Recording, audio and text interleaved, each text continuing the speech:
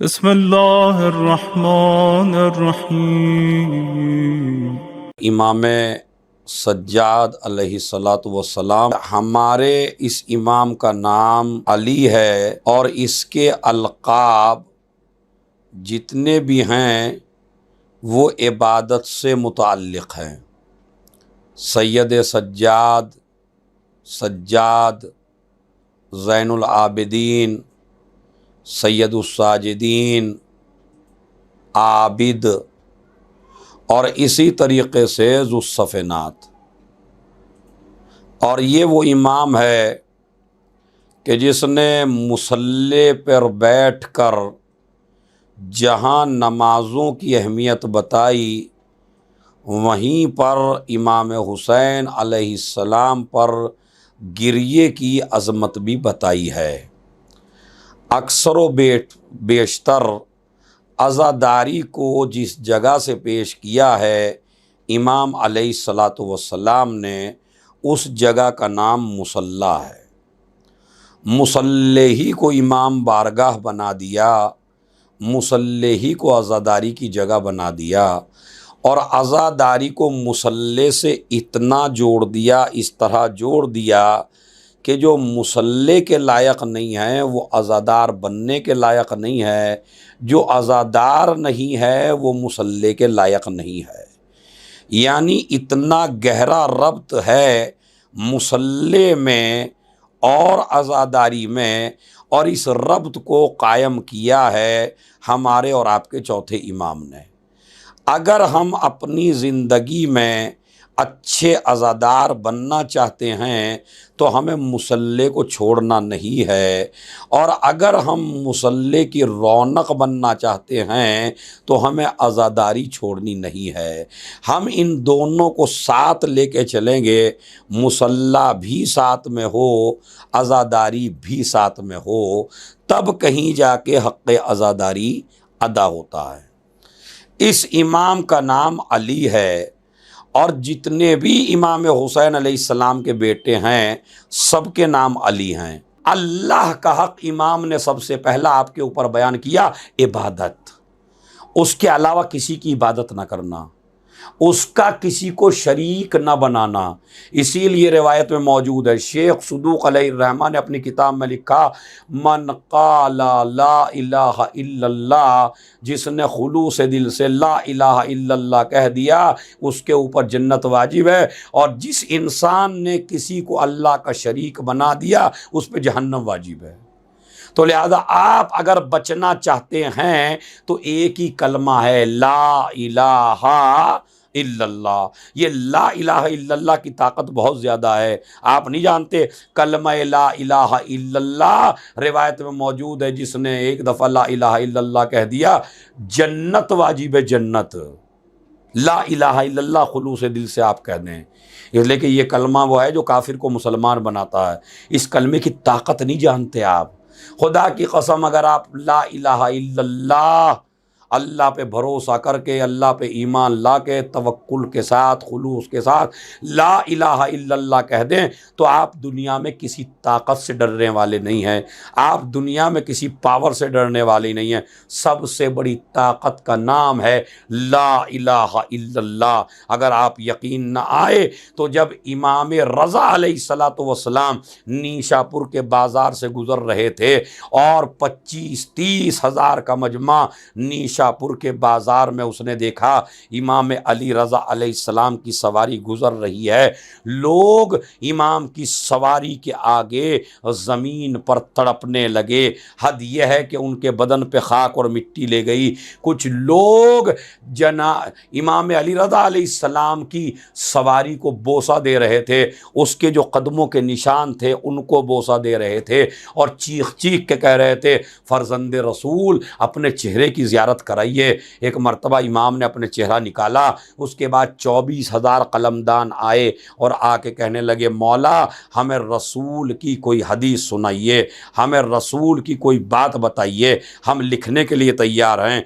24,000 कलमदान लिख रहे हैं। एक मर्तबा मेरे इमाम ने फरमाया, ला इलाहा इल्लल्लाह हिस्नी, ला इलाहा इल्लल्लाह मेरा मजबूत किला है। फमन क़ाल ला इलाहा इल्लल्लाह दखला हिस्नी, जिसने ला इलाहा इल्लल्लाह कहा वो मेरे किले में दाखिल हो गया, और जिसने ला इलाहा इल्लल्लाह कह दिया अमिना मिन अज़ाबी, वो मेरे अज़ाब से महफूज हो गया। ये हदीस उलमा ने नोट की, 24,000 कलमदानों ने लिखी। इमाम की सवारी आगे बढ़ी। उसके बाद इमाम ने महमिल से झांक के कहा, वलाकिन बेशर्तिहा व शुरूतिहा, लेकिन ला इलाहा इल्लल्लाह कह देना काफ़ी नहीं है, बल्कि इसकी कुछ शर्तें हैं। जुमला कहते हैं व अना मिन शुरूतिहा, और मैं उन शर्तों में से एक शर्त हूँ।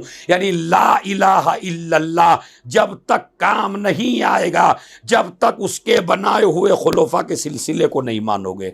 एक सलावात भेज दे मोहम्मद वाला।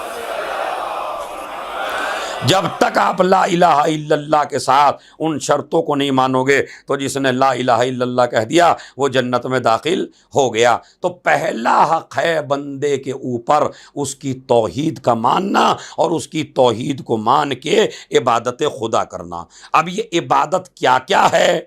इबादतों में सबसे बड़ी इबादत का नाम है नमाज। सुन लीजिए गौर से, इस्लाम में सबसे बड़ी इबादत का नाम है नमाज। इसलिए कि अगर इस्लाम में नमाज ना हो तो आप गुनाहों से पाक नहीं हो सकते। रिवायत में मौजूद है कि जनाबे आदम से जब तर्के औला हो गया और जनाबे आदम को दुनिया में भेजा गया, तो इमाम फरमाते हैं, रसूल फरमाते हैं, और हमारी सारी बड़ी किताबों में ये वाक़या मौजूद है। वसाइल शिया में भी ये बात मौजूद है। वसाइल शिया में लिखते हैं कि एक काला दाग जनाबे आदम की पेशानी पर जाहिर हुआ उस तर्के औला की वजह से, और उस तर्के औला की वजह से जब ये पेशानी पे जाहिर हो गया तो पेशानी से फैलते फैलते मुंह काला हो गया, हाथ पैर काले हो गए, पूरा जिस्म काला हो गया। जनाब आदम परेशान हैं कि एक तर्के औला की वजह से मेरा इतना खूबसूरत बदन काला हो गया। अब जनाब जिब्राईल आए ज़मीन के ऊपर, आदम अगर तुम चाहते हो कि तुम्हारा ये बदन गोरा हो जाए, तुम्हारा ये बदन नूरानी हो जाए, तुम्हारा ये बदन नूर से चमकने लगे, तो आप सुबह की नमाज़ पढ़िए। उन्होंने सुबह की नमाज तालीम दी, जनाब आदम ने नमाज़ पढ़ी, उसके बाद ज़ोहर की नमाज तालीम दी, उसके बाद फिर असर की, इसी तरह एक एक नमाज। हालांकि पहली नमाज जो वाजिब हुई वो नमाज ज़ोहर है। नमाज ज़ोहर पढ़वाई, नमाज असर पढ़वाई, फिर मगरिब पढ़वाई, ईशा पढ़वाई, फिर सुबह की पढ़वाई। जैसे ही एक नमाज पढ़ी ज़ोहर की तो थोड़ा सा पेशानी से कम हो गया वो कालापन। उसके बाद असर की पढ़ी, चेहरे से कम हो गया। उसके बाद मगरिब की पढ़ी तो आधा बदन साफ़ हो गया। उसके बाद फिर ईशा की पढ़ी, फिर और बदन साफ़ हुआ। अब जो नमाज सुबह से फारिग हुए तो जनाब आदम का बदन नूर से इसी तरह चमक रहा था कि जैसा अल्लाह ने खल्क फरमाया था। तुम भी जब माँ के पेट से पैदा हुए थे तुम्हारे नामे आमाल में कोई गुनाह नहीं था, बिल्कुल पाक थे, बिल्कुल साफ थे। जब जवान हुए कहीं गीबत का गुनाह, कहीं हसद का गुनाह, कहीं इल्ज़ाम का गुनाह, कहीं इत्तहाम का गुनाह, कायनात में गुनाह करते करते चले गए। अगर ये नमाज न होती तो तुम अल्लाह से मुलाकात के लायक न बनते, अली से मुलाकात के लायक न बनते, अहले बैत से मुलाकात के लायक न बनते। इसलिए नमाज को वाजिब किया गया ताकि अगर ज़िंदगी में गुनाह हो जाएं तो जिस तरह आदम का तर्क औला माफ़ हुआ था इस नमाज के ज़रिए, इसी तरह जो तुम्हारे जिस्म से, तुम्हारी रूह से गुनाहों से मुतासिर हो जाता है तुम्हारा बदन और तुम्हारा जिस्म, जैसे जैसे नमाज पढ़ते चले जाओगे गुनाहों से पाक व साफ होते चले जाओगे। एक सलावात भेज दे मोहम्मद और आले मोहम्मद। ये है नमाज का रीज़न। हो सकता है अभी तक आपको ना पता हुई है। नमाज की असल वजह यह है कि वो जो गुनाह आप हो गए हैं उन गुनाहों का खात्मा हो तो कैसे हो, आप हुर बने तो कैसे बने, आप पाकीज़ा बने तो कैसे बने? तो वो आपको इसीलिए है, जब इंसान सुबह की नमाज पढ़ता है तो ये सुबह की नमाज ईशा से लेके सुबह तक जो गुनाह आपने बीच में किए थे ये सुबह की नमाज ख़त्म करती है। फिर जो गुनाह सुबह की और ज़ोहर की नमाज के बीच आपने किया वो नमाज ज़ोहर ख़त्म करती है। फिर नमाज ज़ोहर और असर के दरमियान का गुनाह नमाज असर ख़त्म कर देती है। फिर जो असर से लेकर मगरिब तक किया वो मगरिब ख़त्म कर देती है। यानी एक ही दिन में आप पाको साफ़ होते हैं। एक नमाज अपने पीछे के गुनाहों को माफ़ करवा देती है और आप बिल्कुल पाको साफ़ हो जाते हैं। बल्कि अभी मैं आपको रिवायत सुनाता हूँ, नबी ने फरमाया, ये भी हदीस वसाइल उशिया में मौजूद है कि नमाज को आप ऐसे समझिए, मिसाल देते हैं, हम्मा का लफ्ज़ रिवायत में इस्तेमाल किया नबी ने कि नमाज जो है एक हम्मा, हम्मा यानी गर्म पानी का चश्मा, गर्म पानी की नहर। ईमान नबी फरमाते हैं कि अगर किसी इंसान के दरवाज़े के सामने एक गर्म पानी का चश्मा मौजूद हो या नहर मौजूद हो, गौर फरमाइए, वसाइल उशिया की रिवायत है, अगर किसी मोमिन के घर के सामने एक गर्म पानी का चश्मा या एक नहर जारी हो और आप 5 बार उस चश्मे से अपना बदन धोएं तो बताइए क्या आपके बदन पर मैल बाकी रहेगा? तवज्जो चाहता हूं मैं। अगर आप उस चश्मे से नहा लें तो क्या बदन पर आपके मैल बाकी रहेगा? तो आप समझेंगे नहीं मैल बाकी, हाँ शारजा वालों बोलो, तो हाँ मैल बाकी नहीं रहेगा।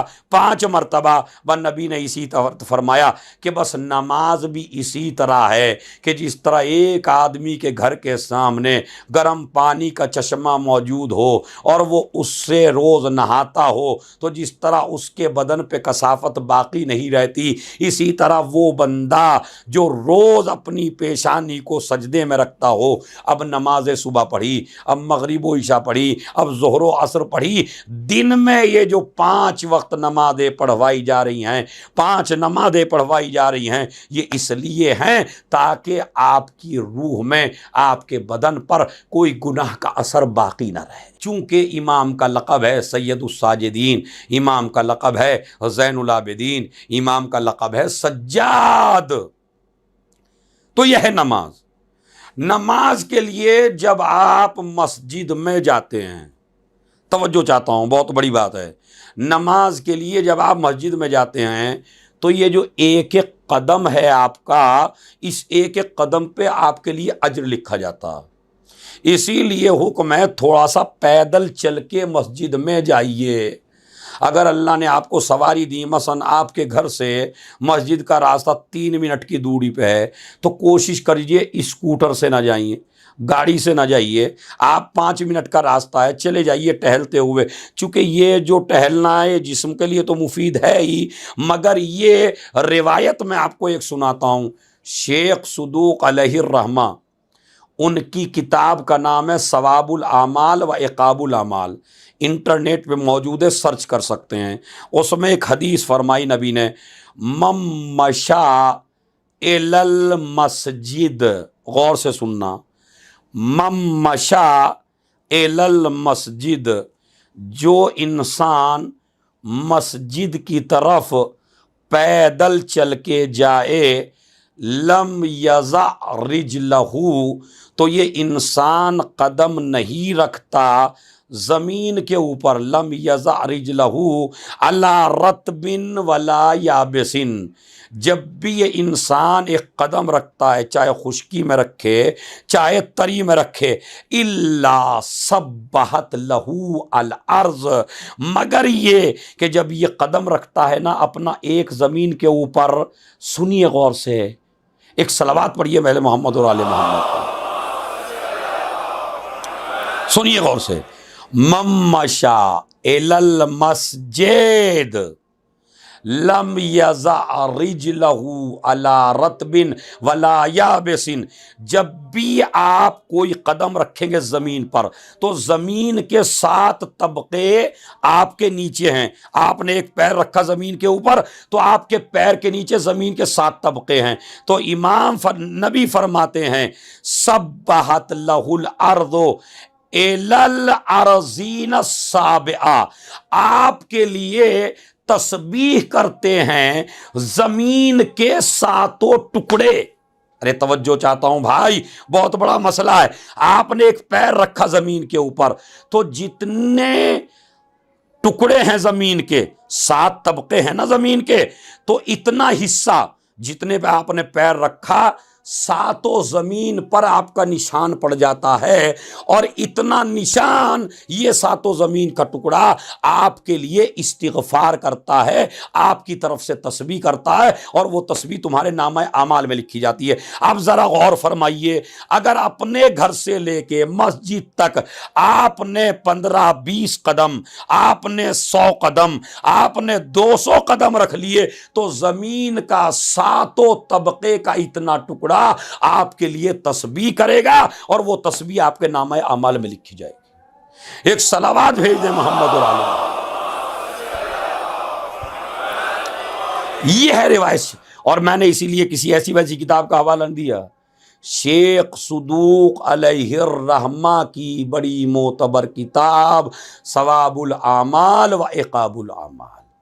जब चलते हैं ना आप वुजू करके, ये दूसरी रिवायत उसी किताब में दूसरी रिवायत है कि जब एक इंसान वुजू करके अपने घर से चलता है मस्जिद की तरफ तो अल्लाह ये कहता है कि ये आदमी, ये मसाजिद मेरे घर हैं और ये आदमी मेरे घर आ रहा है तो मेरे ऊपर वाजिब है इसका एहतराम करना। अरे खुदा की कसम, आप लोगों को मेराज हो जाए अगर आप इसकी हकीकत समझ लें। आप किसी के यहाँ मेहमान बन के जाइए, छोटे से छोटा आदमी आपके एहतराम के लिए खड़ा हो जाता है, बड़े से बड़ा आदमी आपके एहतराम के लिए खड़ा हो जाता है। आपको प्राइम मिनिस्टर अगर मेहमान बना के बुला ले, अगर आपको वज़ीर आज़म मेहमान बना के बुला ले, अगर आपको किंग मेहमान बना के बुला ले, तो जब आप जाएंगे तो वो आपके लिए खड़ा होगा। इसीलिए अल्लाह कहता है कि चूंकि ये मेरे घर में आया है तो मेरे घर में आया है तो मेरे लिए ज़रूरी है मैं इसको इज्जत दूं, मैं इसका एहतराम करूं। अब जिसको खुदा इज्जत दे दे, एक सलावात भेज दे मोहम्मद और आले मोहम्मद, जिसको खुदा इज्जत दे दे, जिसको खुदा एहतराम दे दे, अब बताइए उसको बेइज्जत कौन कर सकता है। इसीलिए हमारे और आपके मौला इमाम ज़ैनुल आबिदीन अलैहिस्सलातु वस्सलाम ने शबे जुमा की एक दुआ में ये फ़िक्रा अब्बास कुम्मी अलैहिर्रहमा ने लिखा, और ये दुआ हर इमाम हुसैन की ज़ियारत के बाद,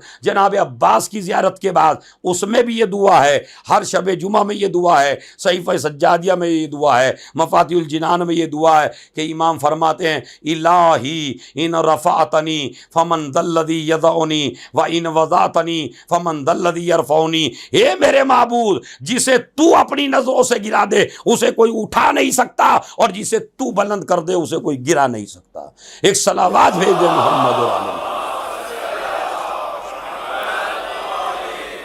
हे मेरे माबूद, हे मेरे परवरदिगार, जिसे तू उठा दे उसे कोई गिरा नहीं सकता, और जिसे तू गिरा दे उसे कोई उठा नहीं सकता। और कुरान मजीद कहता है तो इज़्ज़ु मन तशा व तुज़िल्लु मन तशा बियदिकल खैर, इज़्ज़त भी खुदा के हाथ में है, ज़िल्लत भी खुदा के हाथ में है। बंदों के हाथ में न रोज़ी है, बंदों के हाथ में न इज़्ज़त है, बंदों के हाथ में न ज़िल्लत है। और ये बात आपको पहले ही मरहले में बताई जाती है। तवज्जो चाहता हूँ, जब बच्चा पैदा होता है तो मुस्तहब है कि उसके दाहिने कान में अजान कहिए, बाएं कान में इकामत कहिए। ये मौलाना साहब ये तो अरबी भी नहीं समझता। कहा नहीं, विलादत के वक्त भी हम अरबी समझा देते हैं, और जब ये मर के कब्र में जाता है तब भी हम अरबी समझा देते हैं। कहना तुम्हारा काम है, समझाना हमारा काम है। कहो बच्चे के कान में अजान, मगर आज ये फैशन बन गया। मैं ये कहता हूँ कि बाप को इस लायक तो कम से कम होना ही चाहिए कि अपने बेटे के कान में अजान कह सके।